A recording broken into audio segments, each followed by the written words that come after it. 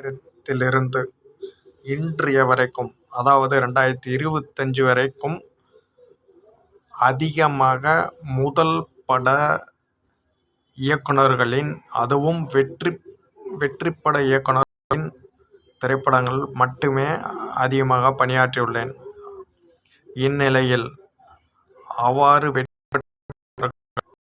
குறிப்பாக இயக்குனர் அண்ணன் லிங்குசாமி அவர்கள் முதல் இன்று நான் பணியாற்றிக் கொண்டிருக்கும் புதிய இயக்குனர் சுரேஷ் அவர்கள் வரைக்கும்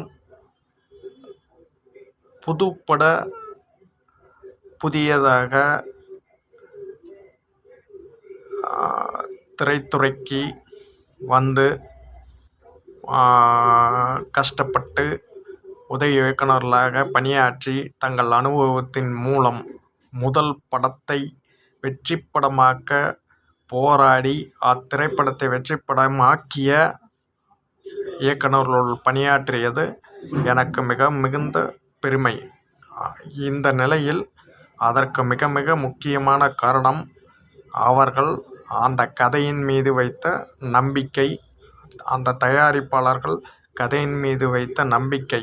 கதை மட்டுமே இங்கு ஹீரோ என்பதை உறுதிபட கூறவே இந்த செய்தியை கூறுகிறேன்.